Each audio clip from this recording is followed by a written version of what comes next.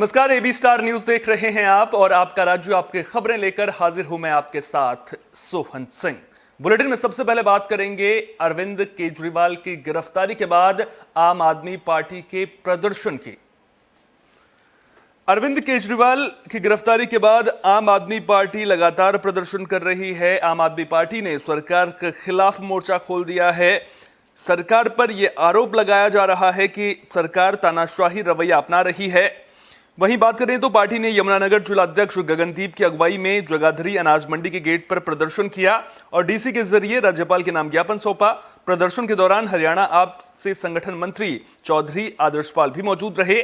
बता दें कि कुछ दिन पहले आम आदमी पार्टी ने कुरुक्षेत्र में हरियाणा के नए मुख्यमंत्री नायब सैनी के घर का घेराव करने के लिए प्रदर्शन भी किया था। उस दौरान पुलिस ने आप पदाधिकारियों और कार्यकर्ताओं पर लाठीचार्ज किया था, जिसके विरोध में आम आदमी पार्टी के कार्यकर्ताओं ने प्रदर्शन किया। आप कार्यकर्ताओं ने केंद्र और हरियाणा सरकार पर तानाशाही रवैया अपनाने का आरोप लगाया है।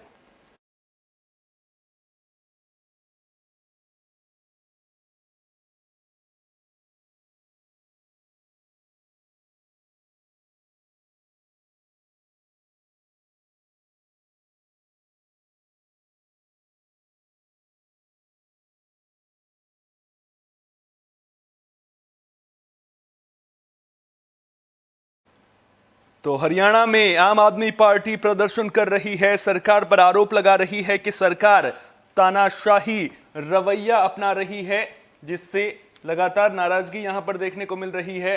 अब देखना दिलचस्प होगा कि प्रदर्शन के बाद किस तरह से अब आगे ये बवाल कब तक थमता है। क्या अरविंद केजरीवाल को राहत मिल पाती है या नहीं मिल पाती है, ये भी बड़ा सवाल लगातार बना हुआ है, क्योंकि कहीं ना कहीं इस प्रदर्शन की वजह से लोकसभा चुनाव पर भी आम आदमी पार्टी का जो कैंपेन है वो भी प्रभावित होता हुआ नजर आ रहा है और लगातार आम आदमी पार्टी आवाज बुलंद करने की कोशिश करती हुई नजर आ रही है।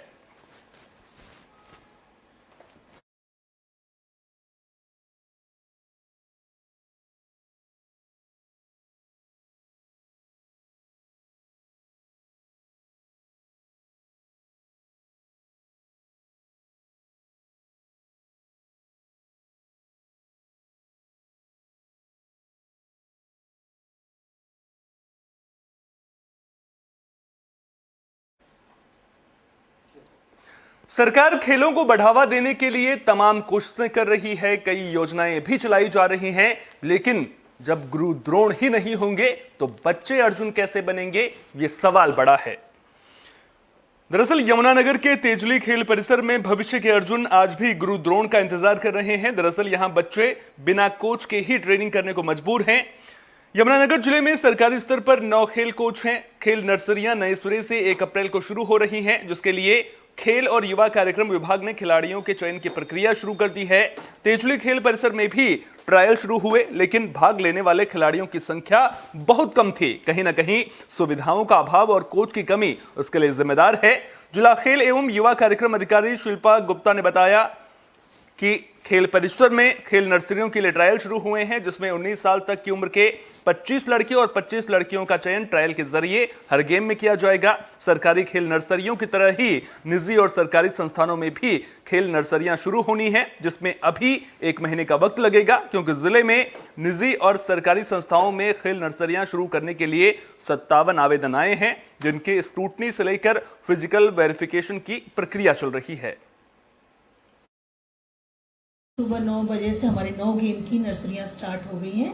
नर्सरियों के ट्रायल स्टार्ट हो गए हैं और ये ट्रायल में 8 से 14 साल के बच्चों को 1500 और 15 से 19 साल के बच्चों को हम 2000 हर महीने का स्टाइपेंड देंगे, जिससे बच्चे मोटिवेट होंगे, अपने दिनचर्या में थोड़ा बहुत के साथ निकाल लेंगे और ये आगे गेम के लिए प्रोत्साहित होंगे बच्चे, इसलिए हम कर रहे हैं। और 22 महीने की 22 अटेंडेंस के लिए इनको ये पैसे मिलेंगे और बच्चे रेगुलर, जो आजकल जो बच्चे नशे की तरफ भटकाव जा रहा है वो शायद इस तरफ हमारी तरफ आ जाए, यही सरकार की कोशिश है।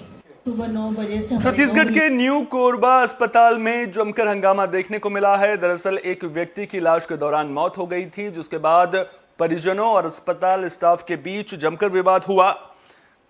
गुस्साए परिजनों के आईसीयू में तोड़फोड़ करने की भी खबर है। जानकारी के मुताबिक दादर खुर्द के रहने वाले 55 साल के सत्यनारायण पटेल को बीपी लो होने पर परिजनों ने अस्पताल में भर्ती कराया था, लेकिन उनकी इलाज के दौरान मौत हो गई। परिजनों का आरोप है कि डॉक्टर की लापरवाही की वजह से मरीज की मौत हुई है, क्योंकि मरीज का केवल बीपी लो था और वो अच्छे से बात भी कर रहा था। वहीं डॉक्टर की माने तो मृतक के फेफड़ों में पानी भर गया था, जिसकी वजह से ऑक्सीजन की कमी की वजह से उनकी मौत हुई है। हंगामे की जानकारी मिलने पर पुलिस की टीम अस्पताल पहुंची, जिसके बाद पुलिस ने मामला शांत कराया। पुलिस मामले की जांच कर रही है। मेरा नाम डॉक्टर सुदीप्ता शाह है। मैं न्यू करू हॉस्पिटल में आईसीयू इंचार्ज हूँ। जी सर, आज क्या घटना हुई जो मारपीट का बता रहे थे? आज जो घटना हुई है, एक मरीज मिस्टर सत्यनारायण पटेल हैं जो 55 साल की उम्र के हैं। हमारे यहाँ एडमिट हुए थे 24 तारीख को शनिवार के दोपहर में। उनको जब एडमिट किया गया था तो उनको चक्कर, घबराहट और के साथ उनको लाया गया था रिलेटिव्स के द्वारा। मरीज को कुछ ही दिन पहले शुगर बीपी की भी बीमारी पता चली थी, जिसका उपचार वो बाहर से करा रहे थे। जब हमारे यहाँ मरीज को लाया गया था तो मरीज होश में थे, लेकिन उनमें सांस में दिक्कत हो रहा था थोड़ा। उनकी बीपी लो कम थी। जब हमने जांच पड़ताल की तो हमको पता चला कि उनके फेफड़े में लेफ्ट वाले साइड में पानी भरा हुआ है और उनकी किडनी की रिपोर्ट भी ख़राब थी और ब्लड टेस्ट में माइनर हार्ट अटैक भी दिख रहा था उनके। तो हमने उसके अनुसार उनको इलाज उपचार किया, लंग्स के स्पेशलिस्ट को भी दिखाया और फेफड़े से पानी निकालने की प्रक्रिया किया गया। जब पानी निकाला तो पानी नहीं था, उसकी जगह खून था। तो खून को हमने निकाला और उनको रिश्तेदार को बताया कि एक पाइप डाल के खून को निकालना पड़ेगा। ये सब चलते चलते पेशेंट मरीज आईसीयू में ही थे, लेकिन उनको क्योंकि उनको लत थी तम्बाकू, गुड़ाकू और गांजा की, तो उसके कारण वो बेचैन होते रहते थे, अपने बिस्तर पे रहना नहीं चाहते थे, बार बार इधर उधर भागना, ऑक्सीजन की मास्क को निकाल देना, ये सब कर रहे थे। उनके रिलेटिव्स को बार बार समझाया भी गया था और उन्हें कि आईसीयू में ही ज़रूरत है और ये सब चीज़ों की ज़रूरत है और उन्हें कंटिन्यूस ऑक्सीजन मॉनिटरिंग और ऑक्सीजन देने की ज़रूरत है। रिलेटिव्स चाह रहे थे कि उनको वार्ड में भेजा जाए, लेकिन हमने उनको समझाया कि इनकी कंडीशन और ख़राब हो सकती है। बुलेटिन में बात यमुनानगर के फरकपुर की, जहां पार्क का नाम बदलने को लेकर दो पक्षों में विवाद की खबर है, जिसके बाद एक पक्ष के लोग एसपी से मुलाकात करने भी पहुंचे। पक्ष के लोगों ने कार्रवाई करने की मांग की है। एसपी ऑफिस पहुंचे अंजू और अमन शर्मा ने बताया कि पार्क का नाम बदलने को लेकर रघुवीर सिंह शिंदा, बेबी और रविंद्र सिंह ने माजरी में रहने वाले लोगों के साथ झगड़ा किया था। आरोपियों ने जाति सूचक शब्द कहे थे, जिसे लेकर इनके खिलाफ कई धाराओं में केस भी दर्ज किया गया था। आरोप है कि आरोपियों ने फिर से जान से मारने की धमकी दी है। लोगों ने एसपी से इंसाफ की गुहार लगाई है।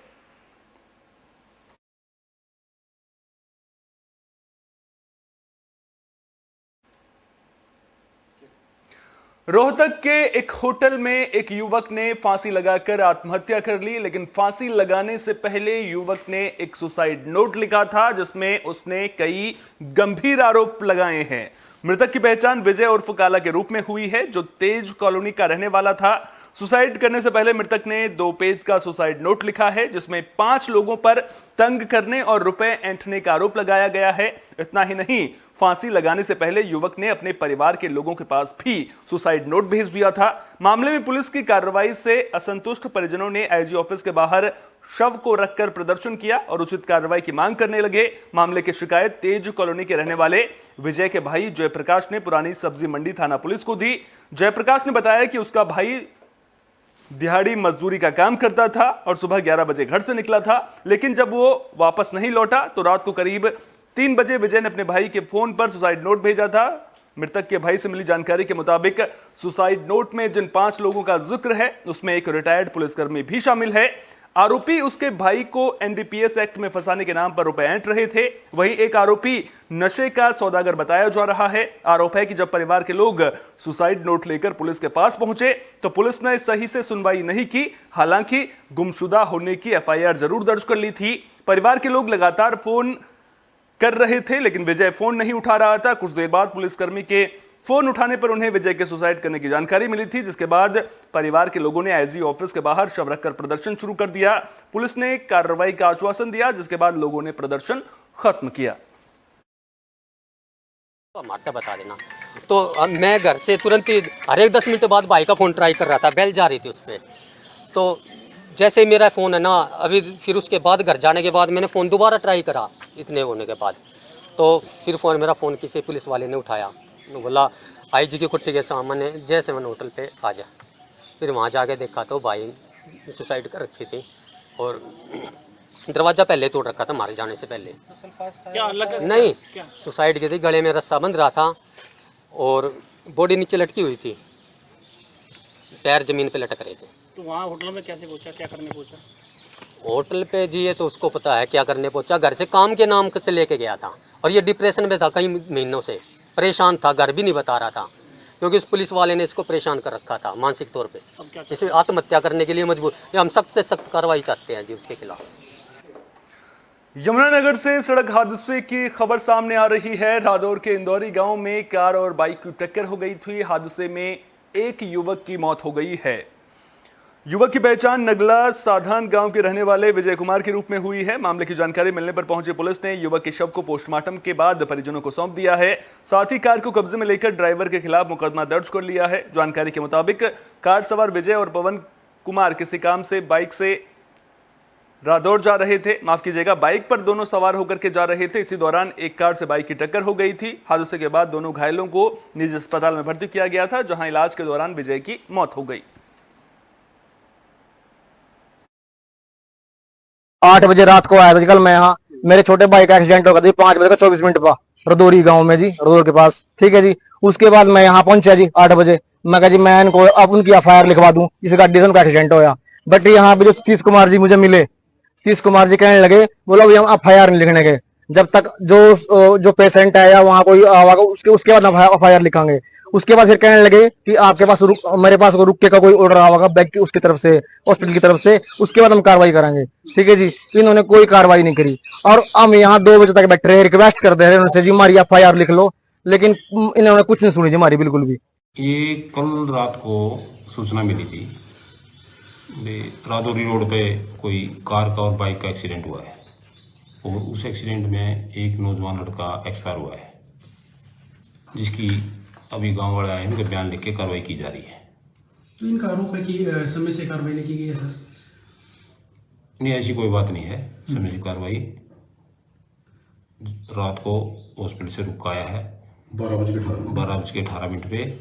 उसके बाद रात को ये नहीं थे, जो आदमी साथ में था एक्सीडेंट में उसको लेके आए हैं, उसका बयान लिखा। बुलेटिन के आखिर में बात हाथियों के आतंक की भी कर लेते हैं, जिसकी वजह से लोगों में दहशत का माहौल देखने को मिल रहा है। बलरामपुर में हाथियों का आतंक थमने का नाम नहीं ले रहा है। वाड्रफ नगर वन परिक्षेत्र में हाथियों का आतंक लगातार जारी है। 10 हाथियों का झुंड गोवर्धनपुरी और मेंढारी में घूमकर जमकर उत्पात मचा रहा है। हाथियों के झुंड ने खेत में लगी कई एकड़ गेहूं की फसल को नुकसान पहुंचाया है, जिससे लोगों में दहशत भी देखने को मिल रही है। मामले को लेकर लोगों ने वन विभाग की कार्यशैली को लेकर सवाल खड़े किए हैं।